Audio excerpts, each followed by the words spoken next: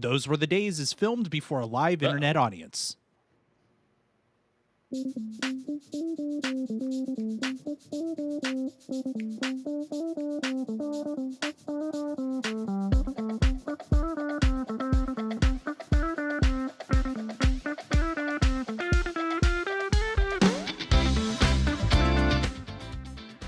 Hello and welcome into Those Were the Days. Those Were the Days, the show where we look at classic television through a modern lens with nostalgic eyes. We are kicking off Private Investigators Month, and I am excited for this. We're heading out to Hawaii. We're going to drive a Ferrari around for a little while. We're going to do some swimming, some snorkeling, hang out at the estate of one Robin Masters. While I want to do this by myself, I really can't. I need some help. And so here with me, I have flying the helicopter, Audie. Look, I know what you're thinking. Audie, all you've got is a Hawaiian shirt, no mustache, and a ball cap that's not even the Detroit Tigers. How Magnum is that? Here's the thing. It's not that easy to grow a super amazing mustache. Just ask Chandler. And it's not the easiest thing in the world to get a Tigers hat down in South Georgia. Even with Amazon, sometimes you're just strapped for cash. At least it's baseball, and the Durham Bulls ain't nothing to sneeze at. I just also happen to have a Hawaiian shirt. Sue me. Bottom line, nobody will ever look as good as Tom Selleck did in that mustache. Except maybe Ted Lasso. Even so, we're going to talk about that private eye, and all the clues tell me we're going to have a great time doing just that. Also with us, she's not a meter maid. She was a police officer, but now she's a private investigator, I think. It's Amy. See, so the real secret to like a good handoff is that you want to do it right out in the open and you want to like hand it off between two separate people, but like in the same place. I think that's the real takeaway. It's important. And finally, doing an impression of John Wayne for unknown reasons, it's Steven. Well, howdy there, Pilgrim. I didn't plan on that. Long ago, in a forgotten era called the 80s, a man's attractiveness was dictated by how much hair he could sport on his body. Yes, mustaches were sexy, eyebrows were magnificent, chest hair was to be envied, and a man was judged by how many cubic inches of space the dew on the top of his head could take up. By these metrics, it was decided that Tom Selleck was one of the mightiest of all men, sporting an unstoppable look and an even more unstoppable car. A man today could only hope to attain such heights. Truth. I was trying to channel David Attenborough for you there.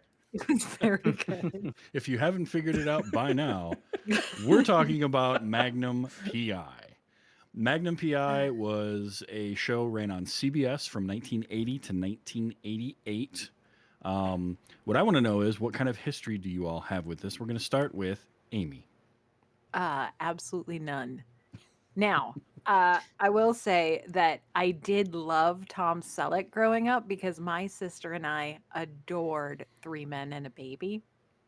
And he is definitely the best one out of that crew. Oh, yeah. And then specific to this episode and probably a few more, I love Annie Potts. Annie Potts is phenomenal. Designing Women, I will at some point inflict on all of you.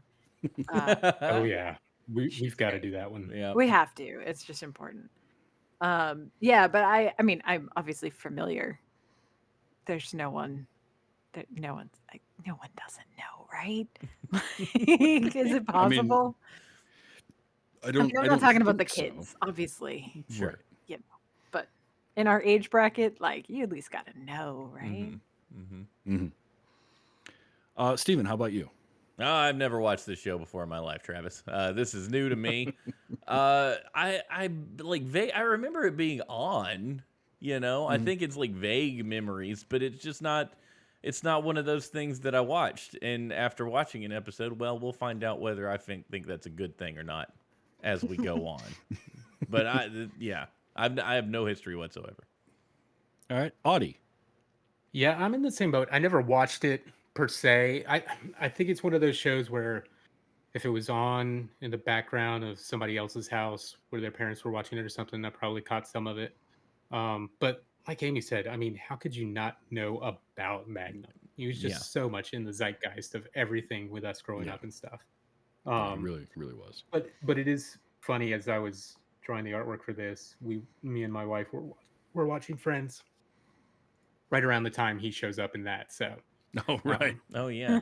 Sans have that too. mustache, which was Hmm. weird. Eventually, yeah. Yeah. Hmm.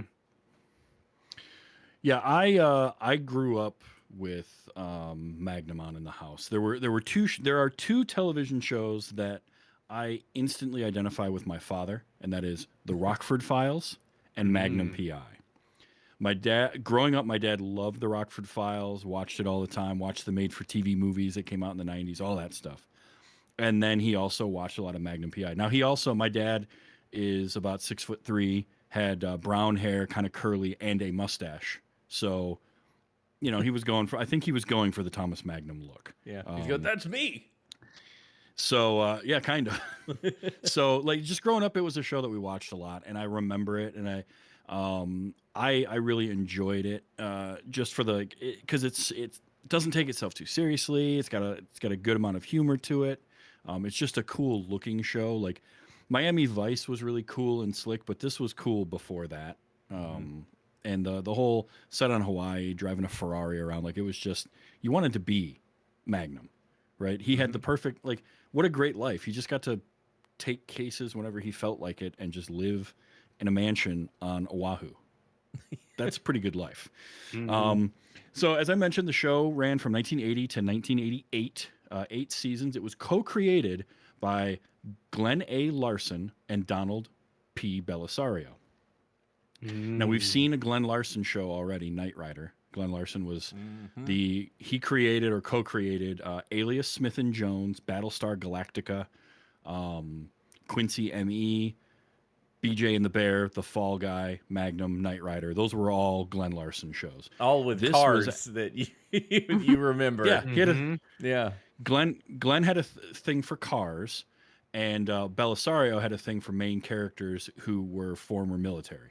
All right. Because Donald Belisario created Magnum P.I., JAG, NCIS, Quantum Leap. Mm, yeah. Those are all Donald Okay. Belisario shows.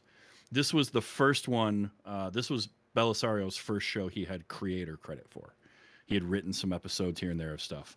Um, Glenn Larson had been working on the Hardy Boys Nancy Drew mysteries and Battlestar Galactica with ABC, pitched them this idea. It was initially going to be on ABC, and then in 1979 they canceled Hardy Boys and Battlestar Galactica, and so he took this show to CBS, and CBS ran with it. And famously, Tom Selleck, because he was under contract for this show, could not do Indiana Jones, could not do Raiders of the Lost Ark.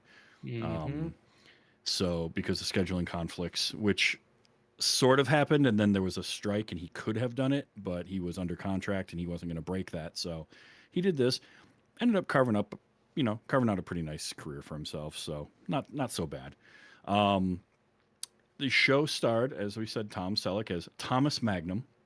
We also had Roger E. Mosley as Theodore T.C. Calvin, his an ex-military.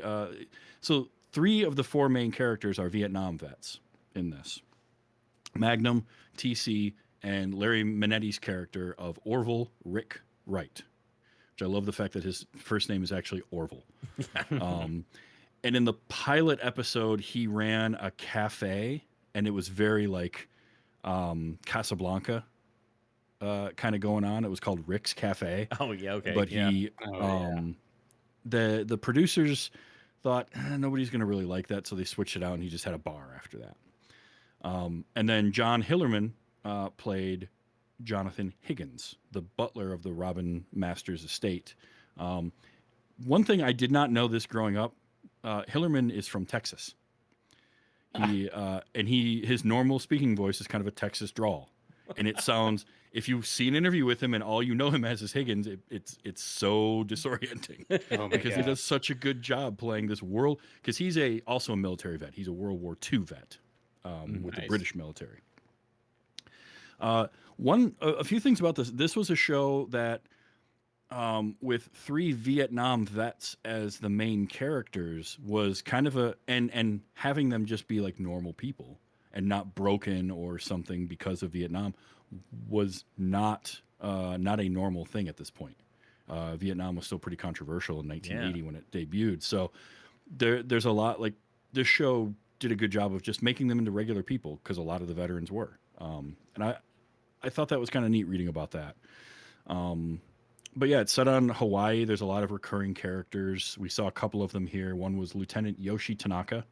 Mm-hmm.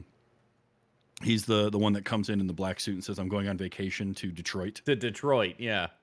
Of course. That's where you When I go. think vacation, Is that I where think Detroit. Hawaiians go on vacation? They're like, oh, I'm just going to go to Detroit.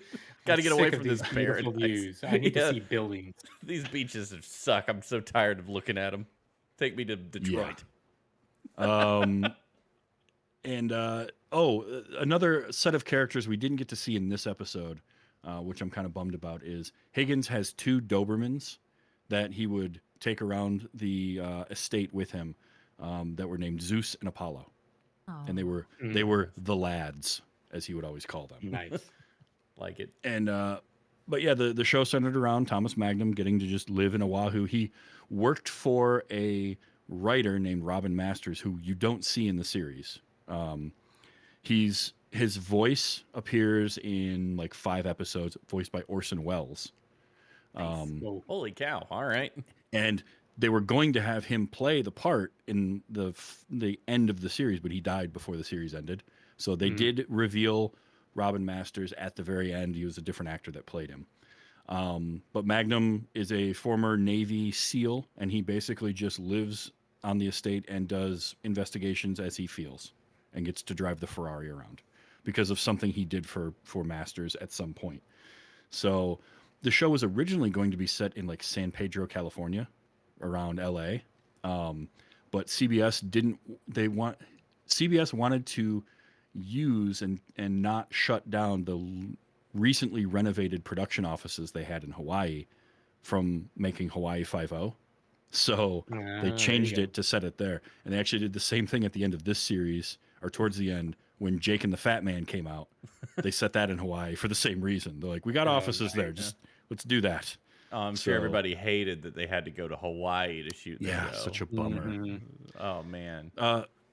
We watched an episode from season 7 called A.A.P.I. And I was looking through episodes of the show to decide one. There were crossover episodes with Simon and Simon and Murder, She Wrote. And there's some 2-parters. There's one that takes place in London. There's all this stuff. And I saw this and I couldn't pass it up. Magnum is getting an award at a private investigators conference in Hawaii, a local private investigator of the year award.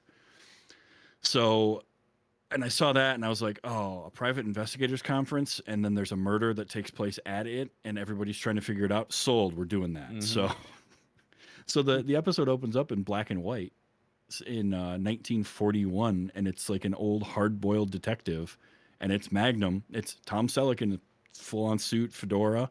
And he pulls up, and I liked, this was kind of cool. So when he pulls up and he talks to that guy, Wilmer, and he says, Wilmer, who killed the fat man?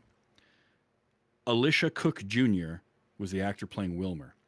Played a punk by the name of Wilmer in The Maltese Falcon. Oh, nice. Nice. I love it. And it was a young kid that kills Sam Spade's partner in that movie. And Sidney Greenstreet played the fat man in The Maltese Falcon. So Magnum's fantasy is about the Maltese Falcon, and had the actual actor from there. I thought that I was like, cool. Okay, that's nice. That's well done. That's a really actually got one actual actor. Yes. He was Cook. Cook was the only one of only 2 actors alive at the time from the Maltese Falcon. Oh, that explains it. Oh wow. So we get that little fantasy, and then Magnum, comes out of his dream state, and he's at the conference, and a friend of his, or a colleague, I guess you would say, is telling some really horrible jokes. Nobody's even courtesy laughing for this guy. Like it's not. Nobody's even trying. No. And the character that he was, and I can't remember his name now. Let me get it Luther? here. But he, Luther yeah, Gillis. Luther Luther Gillis. Gillis. It That's says who it it on was. his "Hi, So my name is" tag because they're at a conference, which was my favorite little detail of this entire flippin' show. Was everybody had a little name tag? It said, "Hi, I'm Thomas Magnum. My oh name wait, is because I have another Luther trivia piece Gillis." for you based on that here All right. shortly. But Luther Gillis was a character that they did try to make him potentially have a spin-off show, but nobody liked the character enough to do that. And it's Why really would you? it's a terrible It's character. a Like dumb he's just idea. we'll Like get that. to my favorite and the worst scene in this entire episode. Oh yeah. It involves Luther. But that guy's a great like character actor. I could see him leading a show, but not as this character. No. No. So Luther gets done, and then they bring up famed French inspector Jean Claude, um, and he Because starts of to give his course. speech. Yeah, I Yeah, was gonna go. We yeah. need to go to our French correspondent, Amy, to tell us Mhm. how terrible this was. No, it was real good. Okay, good. So he starts to give his speech, and in the middle of it, he croaks right there in a room full of private investigators. By the way, one of those tables of PIs. I don't know if you saw this or not, Stephen, Yeah. or Audie. Looks like Audie did, and I loved this. Was um, the main character from The Streets of San Francisco, whose name escapes me at the moment, Columbo and Kojak Yeah. Detective sitting at a Mike table. Stone. Mike Stone, that's what it is. So they Because had, they were yeah, all credited as fake whatever. yes, So good. that was their credits. But the best part, there's a shot later on that gets a little bit closer, and you can see their "Hi, my name is" tags, and their tags are Peter Falk, Telly Savalas, and Hmm. whoever played Detective Mike Stone. That's Yeah. amazing. So that's the. I It love that was there's a multiverse. Like, eat your heart out, Marvel. Like, there's already a Uh-huh. detective multiverse in the '80s on Magnum P.I. I would watch a bunch of movies set in this world And easy. I just gotta say, because I watched to see how they were credited at the very end of the credits, it was celebrity doubles supplied by Ron Smith celebrity lookalikes. Can you just Thanks, order one? Ron. yep. You Apparently. just order a Columbo. Yeah.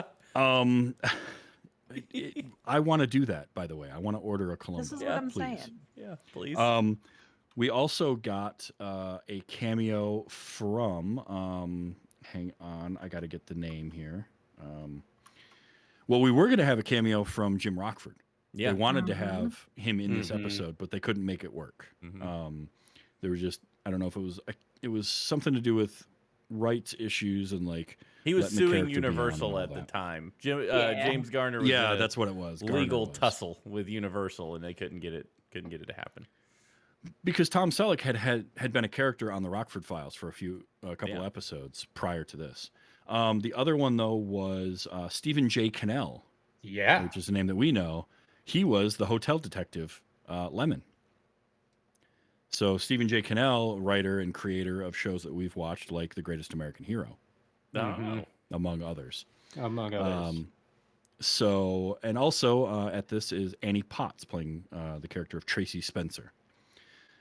So Jean Claude croaks, Fournier dies right in front of everybody. Magnum goes back to the hotel room with Fournier's girlfriend, I guess, Carol, It's who fine. He's French. It's just Mhm. don't think about it too hard. Yeah. John and he's Claude, no. All right. All right. she was, but Carol was something else in this. Like half of her lines were just either "Oh John Claude" or "Oh Thomas." Yeah. It cracked me up. Yeah. Mhm. But he's so it's Magnum, TC, and Rick and Carol, and TC and Rick are giving Magnum all sorts of crap about how he never got his award, and he's like, "I don't care about the award," very very earnestly not caring about the award that he cares a whole lot about. Oh yeah. Right. And the lieutenant comes up, what we mentioned, and says he's leaving to. Basically, he just had to have a part in this episode, I guess, because it's pointless for him to show up and be like, "Well, I'm going to Detroit. Have fun. Bye. Nobody Mhm. investigate." Contractually obligated for 24 episodes. They had to find a way to put him in there. Yeah. So Magnum decides, well, he's going to investigate it because he knew Jean Claude. Yeah. And he goes out and he runs into Luther in the hallway. Of course. And then they get run into by Lemon in the hallway, who tells him, what are you doing up here? Get out of here. Quit trying to investigate stuff. They ask him who the police officer assigned to the case was, and we get Police Detective Lieutenant Gordon Katsumoto, who, for reasons unknown, talks like John Wayne. Mhm. I don't know about you, but I was so confused by that. I don't Yeah. know why. I don't know what was happening. And not 100% of the time. He breaks that character every so often. Well, so it's Luther, no, I got it. So Luther was doing the impressions, and they had this impression contest, and he called him John Wayne or something at one point. So he started talking like John Wayne, right? He was doing it before that. No, he was He doing did it it before that. that? Okay, man, Yeah. I wasn't So remembering. When you hear him say John Wayne, that's Security Chief Lemon telling them who the detective is assigned to the case. He comes out of the hotel room doing the John Wayne walk. Oh, And that's okay. that's why Luther starts doing the The impressions. impressions. All right, I had it backwards. Yeah. But he doesn't stop doing that throughout the whole episode. Like, just every time Katsumoto's in it, he's doing John Wayne. I don't know why. Because the It was actor so could do weird. a decent impression, so they just said, that's funny, Apparently. you should do that more. And they just wrote it. It's part of his character. And he's played by character actor Clyde Kusatsu, who you've seen in all sorts of stuff. Oh, yeah. Like, Mhm. He's good. he's popped up in everything, and he is very good. He's very funny. It was just so odd. And then so Luther tries to distract Lieutenant Katsumoto by doing just random impressions, while Magnum sneaks into the room of Fournier to get whatever evidence he can find. And their impression off goes for a long time. Much longer than any human being would have put up with whatever Gillis was trying to do. Yeah. Including, like, we keep hearing it in the background. Mhm. It's so bad, but funny too. So Magnum sneaks into the room. He's looking around for any evidence that he can find. We get our first kind of voiceover. And one of those great fourth wall break moments when he opens up the Bible and finds the little black book. And then he just looks up and just kind of winks at the camera. Like, hey, That look what I was- found. That was new. Like, I didn't know that this was a fourth wall breaking show. I didn't know there was narration. I didn't know there was fourth wall breaking. And then it dawned on me, and I'm kind of glad we had that noir intro. This is an 80s noir. It's the same. It's a noir deal. The voiceover, the whole thing, the telling of the story with just 80s polish. I guess polish, if you can call it that. Pastel colored noir. So it's not noir. What's the French word for pastel? Pastel? That's probably what it is. I think it's pastel. Yeah, it's a pastel. Seems right. Seems like something we stole. Yeah, it Pastel. feels like a yeah. You gotta say it different. It's a pastel. So that's I'm calling that's the category of this show now, is pastel. And if you make a movie that's 80s based, but it's also noir ish, that's what what it is. We'll call it gris because noir is black. So Okay. gris is gray, Green. which There is you go. pastel black. Yes. We're really working hard on this, aren't we? There you go. It's We're gonna make trademarked. this metaphor work. We're making this happen. Yeah. It is gonna work. This show is good. Like I feel like every week this show is like a moment away from pivoting into something else entirely forever. Just a little bit. Just, Teetering on the edge. yeah. So while Magnum's doing this, and we're still hearing Gillis and Katsumoto out in the hallway, continuing to go, Tracy Spencer just appears inside the room out of nowhere Just poof. with a gun drawn on Magnum, so they have a talk. Magnum tells her, "All right, we got to get out of here." So they go out the balcony. Did anybody notice the goof, though, on the return from commercial break that wasn't there? There was a goof where they showed an exterior shot of the balcony, and they were already on it. But then they went to the interior scene. I didn't notice Missed that. I missed that. Yeah, totally. That's awesome. Totally happened. So they go out onto the balcony to get out of the room by just going like one room over Mm-hmm. into someone else's room that thankfully had the balcony unlocked. Um, and I did capture possibly the best audio Thank you you. could have in this entire episode. So Magnum, they're bantering while this is going on, and Magnum easily makes it over to the other balcony because he's 6'4", and it's like 3 feet away. But then Annie Potts gets on there and she starts to move down. It was the least scared sound I've ever heard of somebody hanging off the side of a hotel, and it sounded like this. Oh, we barely heard that, Travis. Can you crank that? Oh, Barely hold heard it. on. I don't know if it's coming through. I can fix that. It Yep. needs to be heard by the people. One more time, it sounded like this. Right. In her defense, when I was in college, a friend of mine and I we got T-boned in the parking lot of the college. Like we were leaving and somebody was trying to get to band practice in the far corner. We got T-boned and like it was bad. Like it was a pretty bad accident. And she did go, when it happened. So sometimes, screaming is hard. Like if you don't practice. So I feel like it's cool. Yeah, well, if nothing else, it gave me this that I now have on a soundboard and I can play whenever I want. So when something happens and I need a reaction to it, it's just It's so good. I literally texted or wrote to Travis when I heard that sound. I was like, please tell me you capped that because we have to have it on the because I couldn't get my soundboard to work. I tried for like 10 minutes. I stopped the episode and I kept trying to get it recorded. I couldn't make it work. I was like, please, Travis, please get it. so. Just before that, I got to share one of my favorite lines from Gillis in this episode when he fakes a heart attack. Oh my God. And he lays down and he's like, "It's my ticker. Get the paramedicals." It's like, Get the paramedicals was real good. They want a show of this person. They want this character to have a spinoff. Like, no. But I think possibly by season 7 they'd given up that hope. Yeah. I hope so. But I don't remember. So Magnum and Tracy get over to the other balcony, and then Magnum says, "Look, it's not that I don't want you to help, but Jean Claude was a friend. I knew him. It's important to me that I do this myself. So bye." And he just walks into the room, closes the sliding glass door, and locks her out on the balcony, and leaves, and goes back to his room. Like you do. Yeah, I mean, she poofed into the other room. She could poof out wherever she needs to be. Yeah, that's true. So he goes back to his room with the little black book that he found, and he sits down to read it and start figuring the case out when Gillis shows up. So he lets him in, and Gillis starts talking to him, and I love the it was just like a case I had back in '66 in was it not Cleveland, but it was something like that. Ohio, where they had trucks running illegal peanut butter.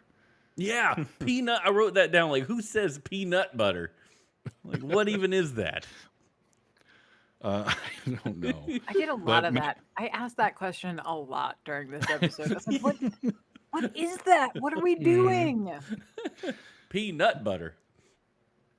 So Magnum tells him, "I didn't find anything." Gets him out. Goes back to read the book. Tracy shows up.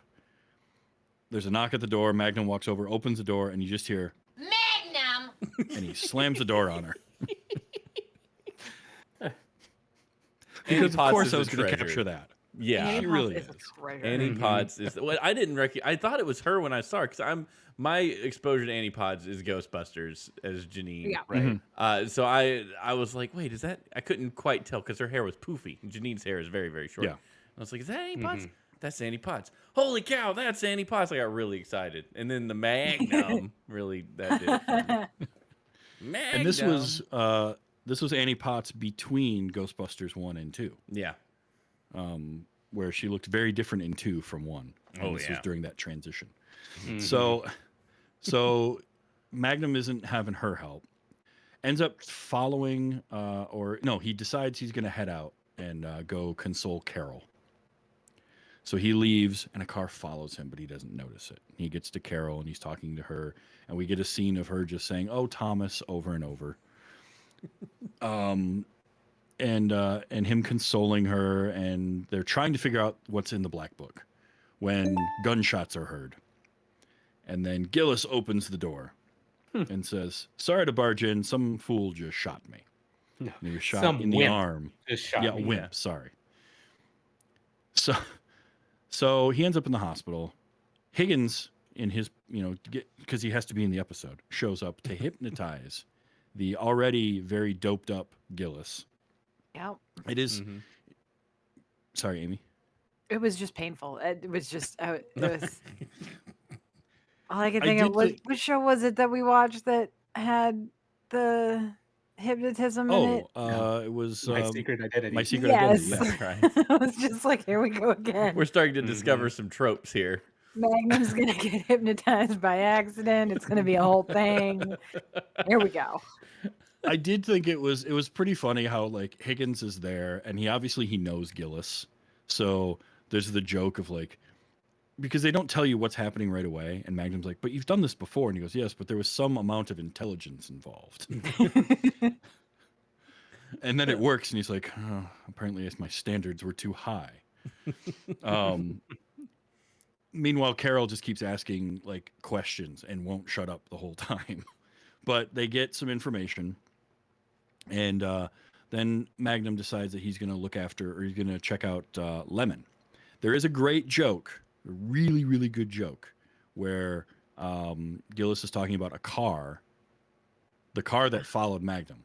And Yeah. he says it was a two-tone blue and gray sedan. And Carol says, "Oh, Lemon?" And he goes, "No, it was a really nice car." That's really good. That's a good airplane joke. level. That's- That's good Yes. quality. Is an airplane joke. It's totally Yeah. an airplane joke. It's like that's the only Yeah. reason that character was named that, so they could do that joke at some point. Yes, Probably right. absolutely. They wrote half the episodes. They went, "Ooh, that's a good spot. Let's rename the character," and went back through. Find and replace, baby. So Magnum decides he's going to tail Lemon and figure out what's going on with him.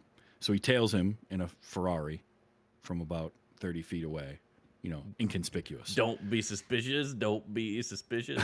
In a convertible Ferrari with Tom Selleck driving it, mind you. Fine, don't even There's worry no way. Just, Don't even worry about just it. the ultimate in camouflage. Yeah.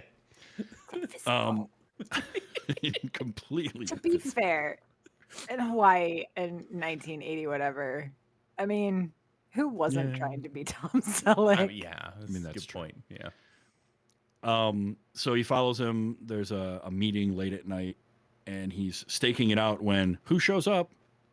Our friend Gillis just comes flying in, gets out of his car, and starts yelling at people and getting ready to shoot them all. And a shootout happens. Lemon gets away. The other guy drives away. Magnum yells at Gillis a lot about showing up for that. And then we cut to them back at the hotel after the other car drove away, and we watch Magnum like stare at the license plate, so we know he got the license of this car. Mm-hmm.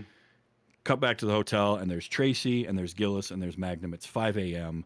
He's tired. She's berating him for not even, because he's claiming he didn't get the license plate, because he doesn't want their help. They're both telling him, "Look, you're not pulling your weight. You're not doing your part in this investigation." And I do like that, where he finally gets up. He's like, "Look, you showed up at a stakeout, nearly got yourself killed, or worse, got me killed." Yeah.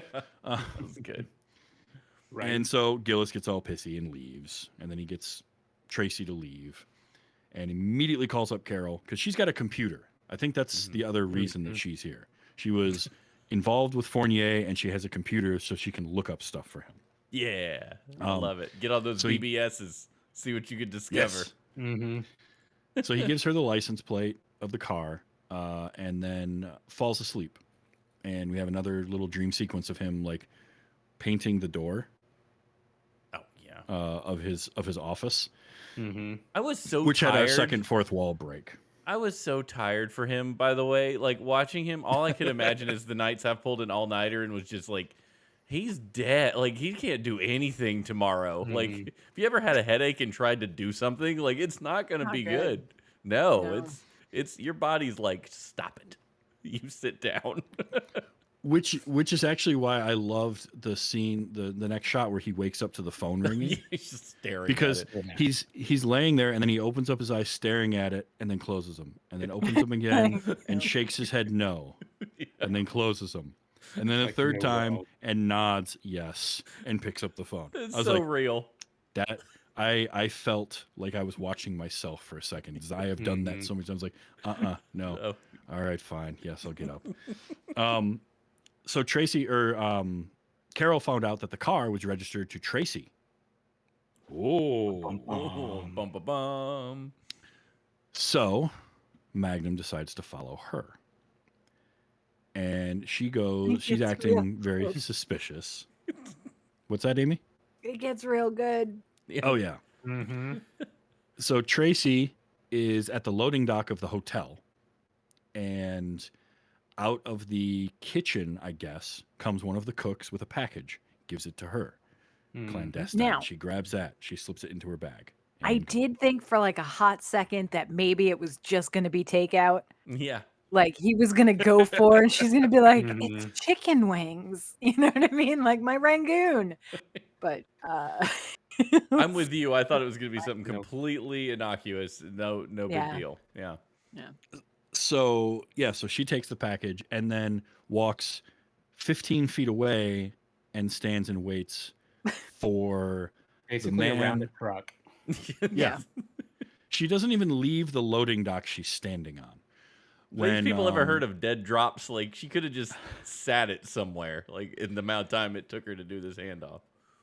right, instead it was her boss, Richard Lindley, who we learned earlier got fired from the police department and is now a private investigator for the Lindley Detective Agency. Lindley also, it gets name dropped, is the head of the American Association of Private Investigators. Mhm. Lindley walks up to her and she gives him the package. And then he walks away. So why she had to take it from the cook who already knew it was going to Lindley anyway, I don't know, but that's where we got. The And then plot Magnum demands it. walks up and yeah, Magnum comes out and confronts her about it. We get our second really bizarre scene. We've had dueling impressions, and now we get another impression, but this time of a horse, because Tracy's all upset with Magnum and says, "I'm not speaking to you," and he goes, "Fine, don't speak, just paw at the ground if I get something right." She says, "What, like trigger?" So he starts to ask a question, and then Tracy does. She bats her foot at the ground like a horse would and whinnies at Mhm. him at one point. And it's Honestly, just he played deserved all. that. Yeah, he kind of did. Uh-huh. Uh, so Magnum figured out that Lindley has started doing drug trade. He's smuggling drugs. And Tracy found out about it somehow, overheard a conversation, and tried to get involved so that she could bust him. And I love it because then when Magnum says, "Look, the car that was at the shootout last night was registered to you," and she's like, "Lindley borrowed it. You got to believe me." And he goes, "Yeah, I believe you." Because I'm it's so glad he did dumb. because I sure didn't. No, I did not. Mm-mm. Because his rationale was it's so dumb that nobody would make that up. Pretty good. So they decide they're going to get the drop on Lindley. He calls up TC and Rick to help him out. They're going to record Lindley and get the incriminating evidence and all of that. So they set And it can I up just say, in. with the whole phoning thing, for whatever reason, my note was rotary phone alert. Like up until Yes. that, I was like, nothing particularly, just completely set this in the 80s until they had that rotary phone. And I was just like, holy crap. There are rotary I phones will. everywhere. I wrote down a note as well. Mhm. Same thing. One nice thing though is every time Magnum dials a number on it, he dials 7 numbers. He dials the whole which is thing. nice. It's 555 Like usually, something something something something. I know that's for yeah. sure. Like usually in TV, you see somebody they just kind of like paw at the phone for a couple of numbers, Mhm. and that's all they need. Yeah. So it took they 10 set up a seconds of sting. film to do the rotary phone. Yeah. Yeah. So they set up a sting in the I guess the laundry room. It looks like, and Tracy's there. Lindley comes in with his two goons. Magnum is hiding with his pistol ready and a tape recorder in the other hand. And TC and Rick pull up in TC's van because he has a helicopter and van tours business. And I want that Volkswagen van with the paint job. That thing was choice. Mm-hmm. Brown, red, and yellow. That's a color combo right there. Mhm. It's not quite all the way 80s yet. Well, this is that 70s to 80s That high 70s, weird, Yep. high 70s, low 80s. Little transition there. Yeah.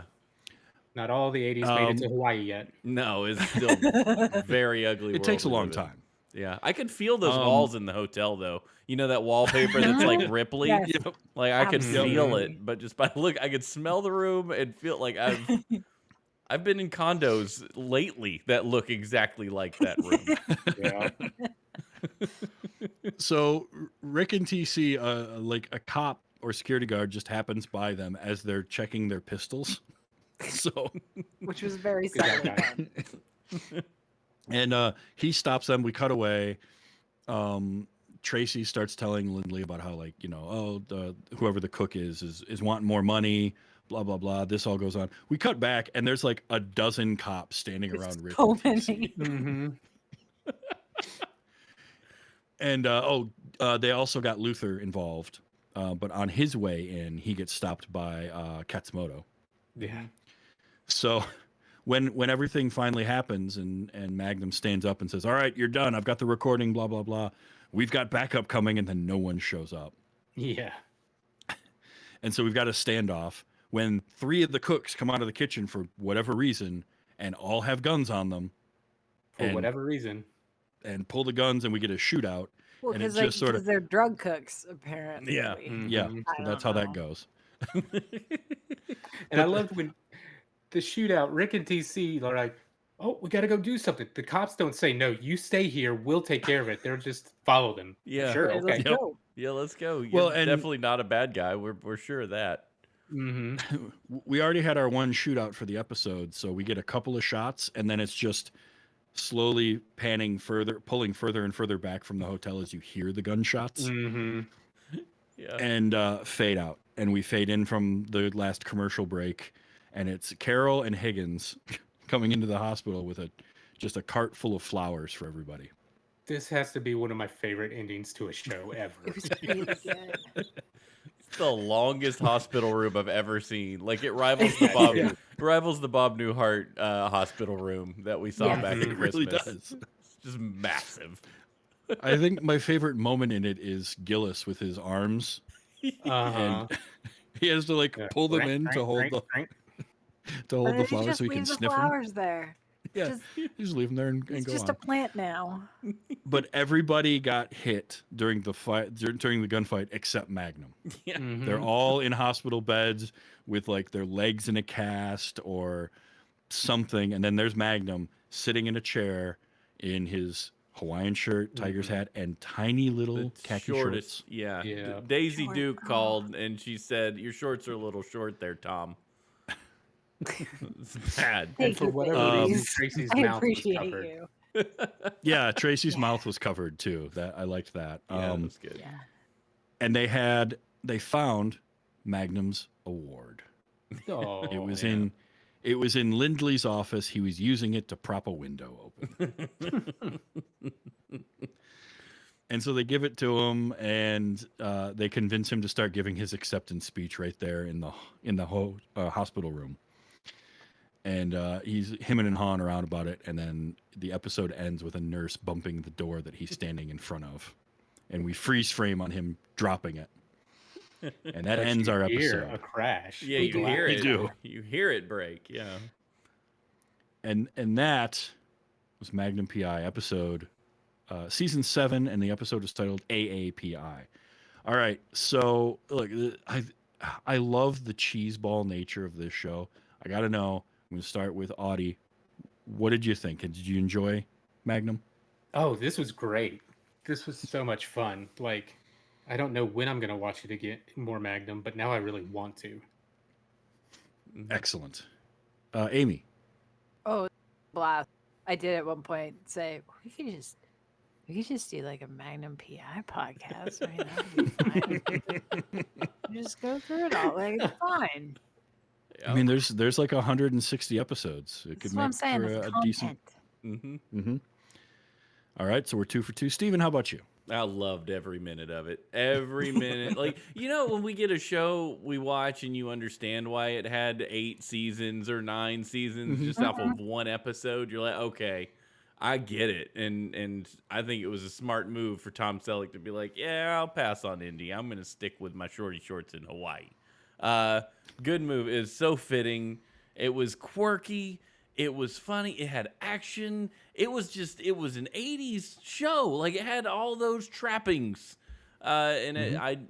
I loved it. It just harkens to a time I just can recall sitting on the living room floor watching whatever my parents were watching. I was transported. It was wonderful.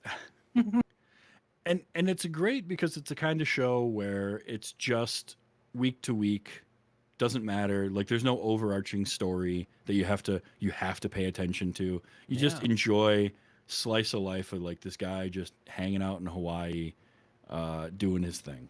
I also liked they did work in because Tom Selleck was a pretty athletic guy too, and they worked his athleticism into stuff. There's an episode where he tries out to be a quarterback for like a pro football team. There was in the opening credits. There's a shot of him dunking a basketball. Like he could really do that. In fact, Tom Selleck actually got into a Major League Baseball spring training game in 1990, I think it was. He got one at bat. Detroit Tigers manager Sparky Anderson let him bat once. He was on the team, like he was on the roster for all of spring training, and he got in one at bat against a major league pitcher. Didn't get a hit, but he did foul off a few, and looked really good in the batter's box, and not bad for a guy who was like almost 45 at the time. He looks like a Dang. ball player too. Like Yeah, he does. Yeah. he looks like Yep. if you look at an 80s baseball player next to Tom, you're like, yes, the DNA is there. It's strong in this one. Uh Also, you notice how tall he is when you're watching this show. Ooh. Like, Yeah. Oh yeah. and by comparison, how short actors tend to be because he's Oh, like yeah. a head taller Tall than people. everybody. Oh yeah. Yeah. Yeah. But yeah, that's Magnum P.I. I love the show too. It's one of those. I'm with Audie. I don't know when I'm going to get to watch more of it, but I definitely want to watch more of it. Again, it's just like I said at the start of the show. I grew up watching this and Rockford Files, and it was originally the idea they had. Like early stages of this was that Magnum was going to be more of a James Bond like character, and Selleck didn't like that. He wanted it to be more like Jim Rockford. He wanted him to be more of kind of an everyman, where Mhm. somebody watching the show could identify with him as just like a guy. Yeah. And so I think that was the right move to make it. We didn't have TC and Rick a lot in this episode. They were usually involved a lot more in whatever was going on. Typically, TC flying him in the helicopter somewhere, telling him he needs gas money. There was also not a ton of Higgins in this, but Higgins and Magnum kind of had. They started off with a very adversarial relationship, and it grew to be more of like a Felix and Oscar type odd couple thing. As it went along, they got more respect for each other. They never called each other by their first names for the entirety of the show, though. Huh. Wow. It was always Magnum and Higgins, and Yeah.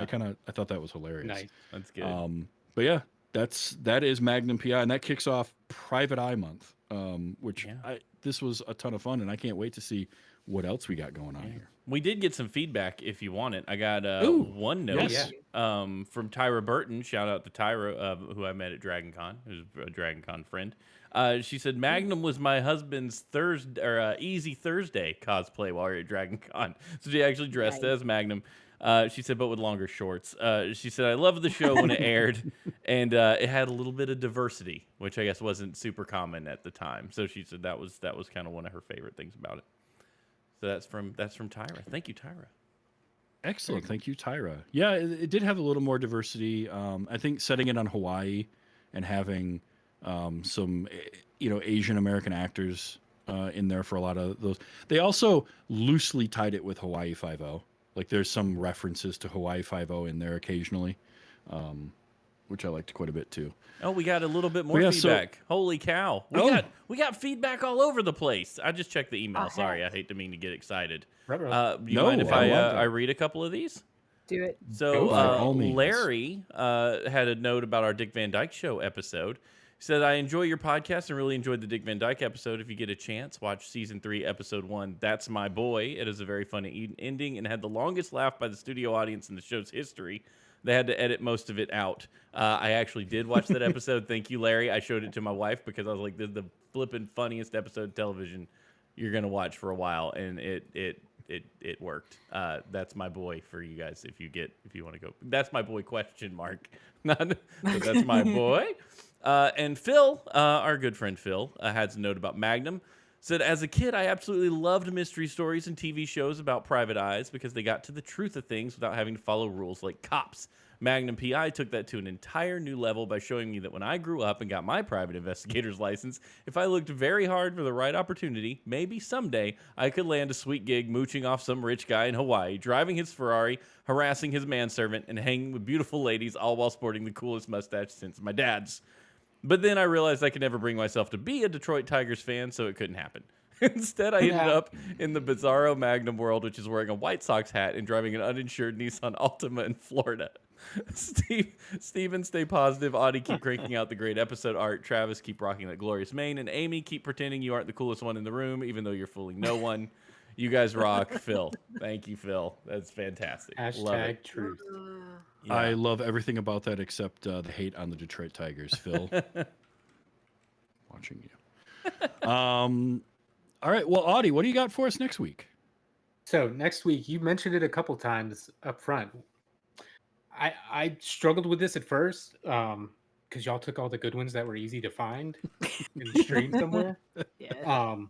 And ones that I could relate to. I almost picked Chippendale Rescue Rangers for us. Nice. But Disney Plus has kind of butchered that in a couple ways, and I don't want to rant too much. So I remember Daily Motion exists, and people have just thrown everything up there. So we're going to watch an episode of Simon and Simon. Yeah. Ooh. All right. Season 4, episode 9, almost completely out of circulation, where Okay. they investigate the murder of a cartoonist. Oh, snap. And there's a couple of actors in this episode that we're going to talk about. Oh, nice. Besides the stars. This is going to be a fun one. Oh, excellent. I can't wait. Yeah, and it fits with Magnum too because Oh yeah, they existed in the same world. we will So- get into that. Next week will be Simon and Simon. Now, if you want to send us feedback like Phil or Larry. anybody that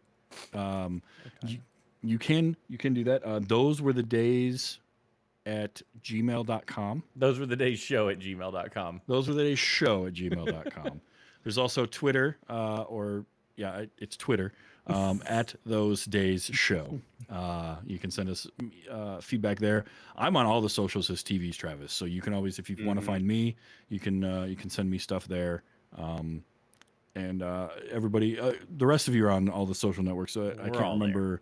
All right. We're all there somewhere. But find us through the At Those Days Show. Mm-hmm. Or those were the days show at gmail.com. Send us your feedback. Let us know what you think of the shows that were. Do you remember Simon and Simon?